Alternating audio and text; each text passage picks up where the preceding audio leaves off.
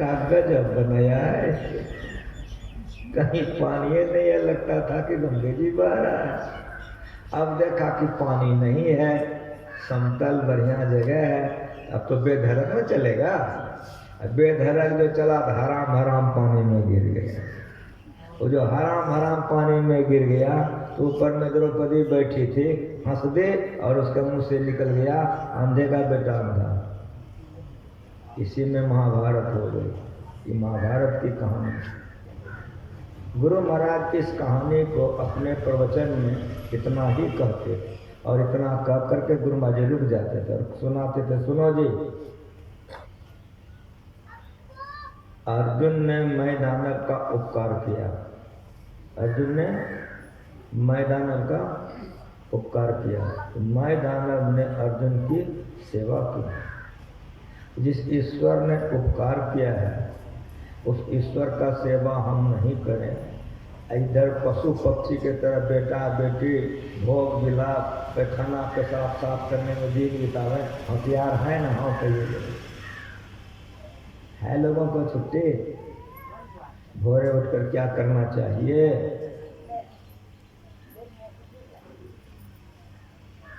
जो तन दियो ताहि विसरायो, ऐसो नमक हरामे मौसम कौन कुटिल खल काम। जिन्होंने इतना बढ़िया शरीर दिया, जिंदे हो, आपके उम्र के कोई लोग नहीं मरा है। एक आदमी हाथ उठाओ तो कहोगे हमरे उम्र के तो हजारों लाखों मर गया। तो तुम जिंदा किसके बल पर हो? जिसके बल पर जीवित हो, अगर उसका सेवा नहीं करते हो, उसका गुणगान नहीं करते हो तो कृतज्ञ बनोगे कि नहीं? दुख होगा कि नहीं होगा? इसीलिए गुरु महाराज जी ने कहा कि लाखों काम को लात मार दो, भोरे उठकर कर स्तुति करो। सब क्षेत्र क्षर अपरा परापर और अक्षर पार में। ये परमात्मा की स्तुति है। सब भगवान का जो भगवान है, सब भगवती का जो भगवती है, सब बाप का जो बाप है, सब माँ का जो माँ है, वो परमात्मा है।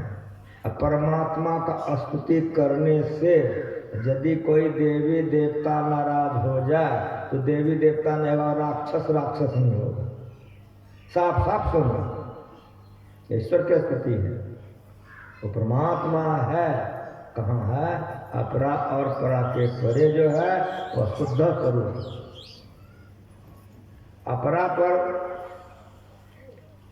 एक आवरण है, परा पर, और अपरा में 4 आवरण है। अपरा परा, अपरा कहते हैं स्थूल सूक्ष्म कारण महाकारण को, और परा कहते हैं इसके ऊपर के। इन दोनों के ऊपर में जो है वही परमात्मा स्वरूप है, वही ईश्वर है। जानो, ऐसे ईश्वर को जानो। यदि इस जन्म में ब्रह्म को जान लिया तो बड़ा बढ़िया है, नहीं जाना तो बड़ी हानि है। भूत प्रेत का पूजा करो। काली माँ का मंदिर बना के बकरा काट देता है, मुर्दा खाता खिलवाता है, वहाँ काली माँ नहीं रहती, वहाँ भूत प्रेत रहता है। उठा कर पटक देता है, कथा बकरा काट। भूत प्रेत का पूजा करोगे, भूत प्रेत के लोकांतर को जाओ। देवी देवता का पूजा करोगे, देवी देवता के लोकांतर को जाओ। लेकिन ईश्वर का अगर आराधना करोगे तो ईश्वर का करने वाला जान तुम्हें हो जाए, ईश्वर हो जाए। वह परमात्मा को जानो तो कहाँ है। कोई किताब नहीं पढ़ो, लेकिन जो पढ़ते हो उसको समझो। वह निर्गुण सगुण के पास है। सगुण किसको कहते हैं? हमको देखो, चद्दर कपड़ा ओढ़े हैं कि नहीं ओढ़े, पीने हैं कि नहीं? स्ववस्त्र, शरीर स्ववस्त्र है। अगर शरीर को देखना चाहते हो तो सब कपड़ा फेंक कर नंगा करो तो शरीर देखोगे। उसी तरह से सगुण, रजोगुण तमोगुण सतोगुण जहाँ तक है वहाँ तक परमात्मा सगुण रूप में है। ब्रह्मा का काम है बनाना, विष्णु का काम है पालन करना, शिव जी का काम है श्रृंगार करना। ये तमोगुण रजोगुण सतोगुण का जहाँ तक पहुँच है उसको अपरा प्रकृति कहते हैं। ये दुनिया में हो रहा है, सूक्ष्म में भी हो रहा है, कारण में भी हो रहा है, महाकारण। उसके बाद अब नहीं हो रहा है। इसलिए महाकारण तक को सगुण कहते हैं और महाकारण के बाद जो है उसको निर्गुण कहते हैं। वो परमात्मा है निर्गुण सगुण के कारण। इस तरह से पूरा पूरा स्तुति गाइए तो परमात्मा को जान जाइएगा, तो परमात्मा को जान जाइएगा तो परमात्मा में प्रेम होगा। जब परमात्मा में प्रेम होगा तब जो भक्ति करेंगे तो मोक्ष हो जाएगा। इसलिए जानिए, जाने बिन होए प्रतीति, बिन प्रतीत होए न प्रीति, प्रीत बिना न भक्ति दिलाए, जिम खगे जल के चिकनाए। किसी को नहीं जानते तो श्रद्धा नहीं होगी, श्रद्धा नहीं होगी भक्ति नहीं होगी। महाभारत में कहानी है कि पांडव लोग जब जंगल में थे तो भीम एक तालाब में आचमन करने गया। एक बालक ने कहा है, कौन है तो? तालाब की पानी बंदी होती है, पात्र में पानी लेकर के बाहर में आचमन करो। भीम कोई साधारण नहीं था, राजा का बेटा, राजकुमार था, 10,000 हाथी का बल था। ऐसे घूम के देखा तो बच्चा टट्टर कर रहा है, कोई प्रभाव नहीं था। तो बच्चे को बड़ी तामस हो गई, वो झपट गया, जैसे तीतर पर बात झपटता है वैसे झपट गया, घुस गया तालाब में। एक हाथ लगाया भीम के चुत्तर पर और दूसरा गर्दन पर, फुटबॉल की तरह सीधे ऊपर उठा लिया। तालाब से निकला, खूब तेजी से दक्षिण की तरफ भागा। भगवान कृष्ण ने देखा कि आज भीम गया, खत्म है। दौड़े जा रहा था कि बीचे में भगवान श्री कृष्ण प्रकट हो गया, रोक दिया, रुक जाओ। तो भगवान कृष्ण को बालक पहचानता था इसलिए रुक गया, लेकिन भीम को ऊपर टांगे रखा, ऊपर टांगे रखा। कहाँ ले जा रहे हो? कहा प्रभु ऐसे गहरे समुद्र में फेंकूंगा कि बहते चला जाएगा। तो भगवान कृष्ण ने पूछा कि पहचानते हो? कहा जी प्रभु, कहने पर भी नहीं सुनता है। कहा तुम नहीं पहचानते कि तुम्हारा दादा है, इसका नाम भीम है। तो सुना तो था, देखा नहीं था, सहोदर दादा था, ममेरा फुपेरा चकेरा नहीं था, घटोत्कच का बेटा था, बर्बरिक उसका नाम था।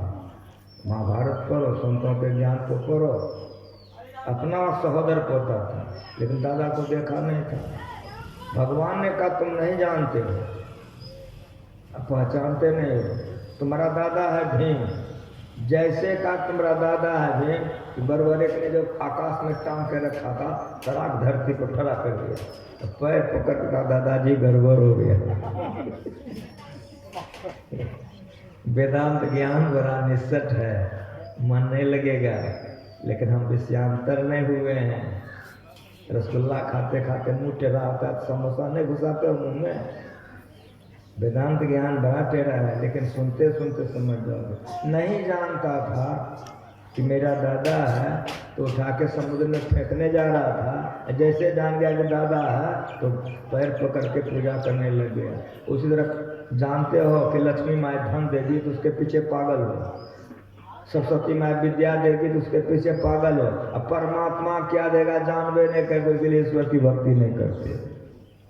जाने बिन होए प्रतीति, बिन प्रतीत होए नहीं प्रीति, प्रीत बिना नहीं भक्ति राये, जिमें खगे जल के चला। इसलिए जानो सत्ता स्वरूप अपार सर्वाधार में तो पार में। कि बाबा ढेरी लाइन छोड़ दिए तो घर में बैठ के क्यों करोगे? ढेरी लाइन जो बच गया घर में बैठ के पढ़ो, बार बार सुनो। हम कहाँ हैं तो आप कहोगे कि मंच पर है, तो मंच कहाँ है? कहेगा धरती पर है। धरती कहाँ है? कहेगा कछुआ पर है। तो कछुआ कौन चीज पर है? दिमाग ठंडा हो जाएगा। जो सुनने आए हैं कि धरती कहाँ है तो शेषनाग पर है, बहुत बढ़िया शेषनाग पर है। तो शेषनाग कौन चीज पर है? दिमाग ठंडा हो जाएगा। वैज्ञानिकों ने इस बात को सुना तो मन में विश्वास नहीं हुआ कि शेषनाग पर कछुआ पर कैसे धरती होगी। अगर होगी तो फिर उसका आधार चाहिए कि कछुआ कौन चीज पर है। प्रश्न होगा कि नहीं होगा? इस धरती पर जो हम लोग बैठे हैं ये नारंगी के समान ही धरती है। रॉकेट बनाया वैज्ञानिकों ने, चारों तरफ घुमाया, न कछुआ जी से भेंट हुआ न शेषनाग। तब वैज्ञानिकों ने लिखा सूरज के गुरुत्वाकर्षण में धरती टंगी हुई है। हमारे बच्चे बच्चियां जो स्कूल में पढ़ने जाता है, विज्ञान जो पढ़ता है, उसको वैज्ञानिक पढ़ाता है कि सूर्य के आकर्षण में जैसे लोहा को चुंबक खींचता है, उसी तरह सूर्य का आकर्षण में यह धरती टंगी हुई है। संतों ने इसको नहीं काटा, कहा ठीक है, सूर्य के आकर्षण में धरती टंगी हुई है, तुम्हारी बात हम मान लें। अब बताओ सूर्य कौन आकर्षण में टिका हुआ है? विज्ञान ठंडा है। विज्ञान के पास जवाब नहीं है, लेकिन मेरे गुरु महाराज जी के पास जवाब है। और अभी पढ़े हो, सत्ता स्वरूप अपार सर्वाधार में तो पार में। जो सर्वाधार है, जिसका आधार कोई नहीं है, सबका आधार है, वही परमात्मा है। ऐसे परमात्मा को जानो तो 33 करोड़ देवी देवता मिल करके जो नहीं दे सकता है, वो परमात्मा अकेले दे सकता है। नहीं जानते हो देवी देवता पीछे पागल पागल है। नहीं जानता था कि मेरा दादा है तो फेंकने जा रहा था, जैसे जान गया दादा तो तुरंत पूजा कर। उधर परमात्मा को जानोगे, सब देवी देवता का पूजा उसी में हो जाएगा। उस परमात्मा का ज्ञान किसने दिया? गुरु महाराज जी ने कहा विचारो, ये परमात्मा का ज्ञान किसने दिया? उसी को संत कहते हैं। अगर संत नहीं होते तो परमात्मा स्वरूप का ज्ञान हम लोगों को हरगिज नहीं होते। संत परमात्मा तक पहुंचे हुए होते हैं, इसलिए परमात्मा का ज्ञान संत को होता है। अगर आपको कोई पूछ दे कि पिता होने का प्रमाण कौन होगा, बढ़िया समझिए, पिता होने का प्रमाण कौन होगा? तो पहले लिखे केवल, तब लिखे माँ। माँ ये बता सकते कि हमारा बाप कौन है। माँ के अलावा कोई बता ही नहीं सकता है कि हमारे पिता कौन है। खूब होश में सुनो, पिता होने का प्रमाण केवल माँ हो सकते, दूसरा कोई नहीं है। उसी तरह से परमात्मा होने का प्रमाण केवल संत हो सकता है, इसके अलावा कोई नहीं।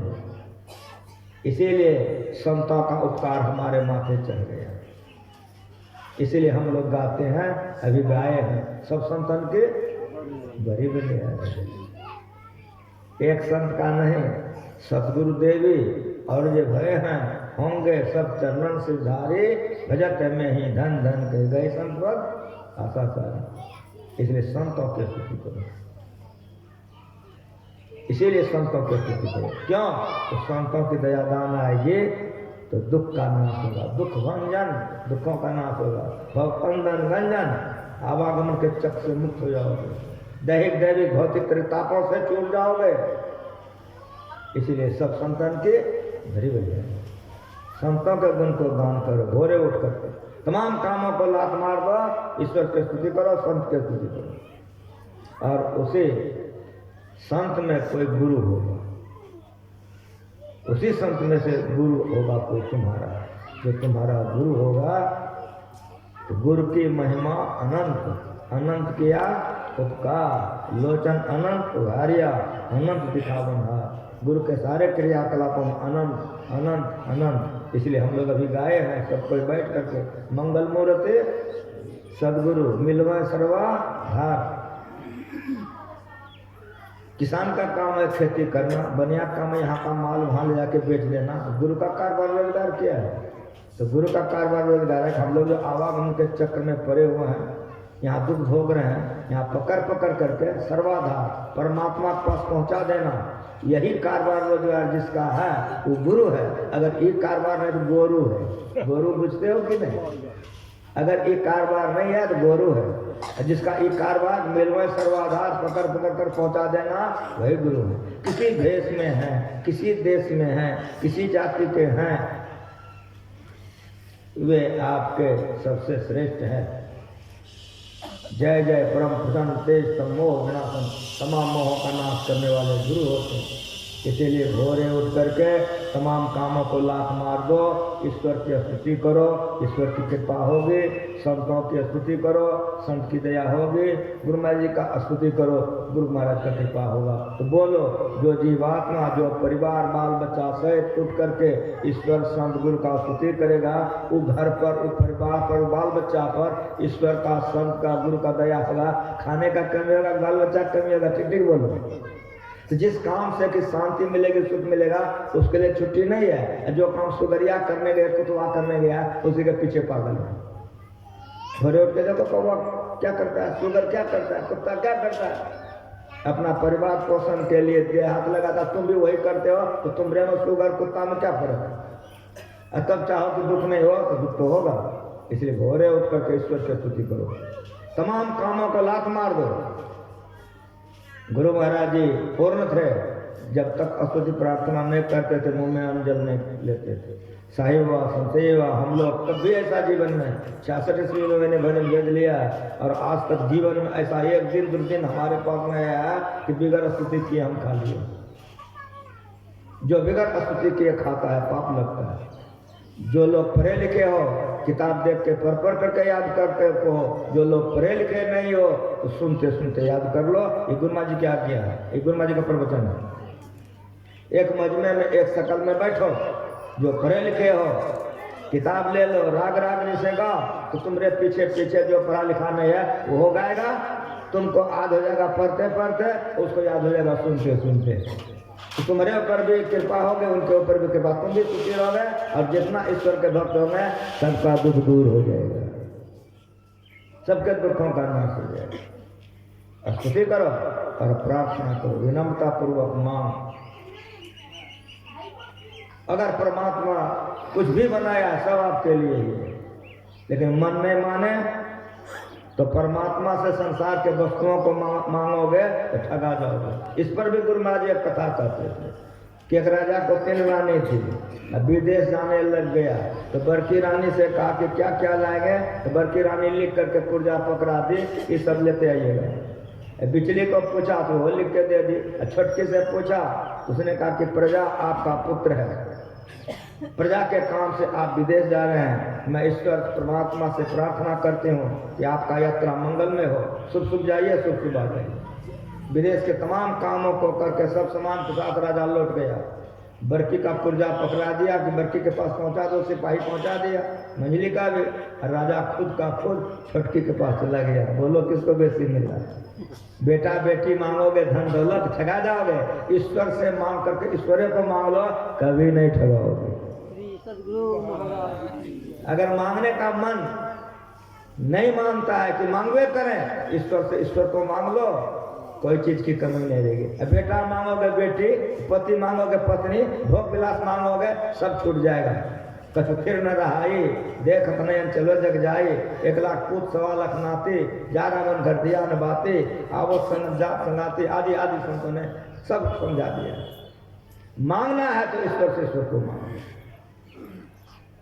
उपासना में मानस जप है, मानस ध्यान है, दृष्टि योग है। सुन रहे थे यहाँ पर भी नदम संतान की स्तुति सभी ने किया है। गुरु महाराज जी हम लोगों को भी सिखा के दिखाए, अव्यक्त अनादि अनंत अजय आज मूल परमात्मा, ये नदम संतान धन प्रथम अस्फुट परा धरा, जिनसे स्फोट ऐसा स्फोट वही उद्गीत वही ब्रह्मनाथ सब ब्रह्मोम वही अति मधुपूर्ण गुंधार वही परमात्म प्रतीक वही, प्रभु का धन्यात्मक नाम हो। वर्णात्मक का जाप करो, धन्यात्मक का ध्यान करो, जहाँ धन्यात्मक समाप्त हो जाएगा वहाँ भक्त भक्त भगवत देख हो जाएगा। ये करने वाला झूठ बोलेगा नहीं होगा, चोरी करेगा तब नहीं होगा, नशा पिएगा तब नहीं होगा, व्यभिचार करेगा नहीं होगा, हिंसा करेगा नहीं होगा। इसलिए अपने पत्नी तक मन को रखो, अपने पति तक। दूसरे पति पत्नी की तरफ मन ले जाओगे व्यभिचार होगा। अपने धन से सुखी रहो, दूसरे के धन की तरफ मन ले जाओगे चोरी हो जाएगा। इस तरह से पापों से बचो, मांस नहीं खाओ, मछली मत खाओ, अंडा मत खाओ, शराब मत पियो, पवित्र जीवन बिताओ। ब्रह्म बेले में उठ करके त्रिकाल संध्या करो, ब्रह्म बेले में उठ कर ध्यान करो, स्नान के बाद ध्यान करो, शाम में ध्यान करो और दोनों बेला सत्संग करो। धरती पर आप जब तक रहोगे मालिक के दया से कोई कमी नहीं रहेगी, मरने के समय में दुख नहीं होगा, मर कर के दुख में नहीं जाओगे। ये गुरु महाराज जी की आज्ञा है। अगर सब जगह सुखी चाहते हैं, ईश्वर के स्तुति प्रार्थना उपासना कीजिए, लोक पर लोक दोनों बनेगा। इन शब्दों के साथ गृहपति को बहुत बहुत धन्यवाद। जो साधु सेवा सत्संग में खर्चा करता है, गुरु महाराज जी आशीर्वाद देते हैं 10 गुना इसी जन्म में मिलेगा, आध्यात्मिक उन्नति होगी। इसलिए सत्संग साधु सेवा में दोनों हाथ से खर्चा कीजिए। शरीर की पवित्रता यही काम में है। ये काम करने वाले का शरीर पवित्र होता है और मन शुद्ध होता है। इसे मन लगा करके तन लगा करके, धन लगा करके ध्यान कीजिए, सत्संग कीजिए, लोक पर लोक दोनों बनेगा। इन्हीं शब्दों के साथ आप सभी लोगों को धन्यवाद।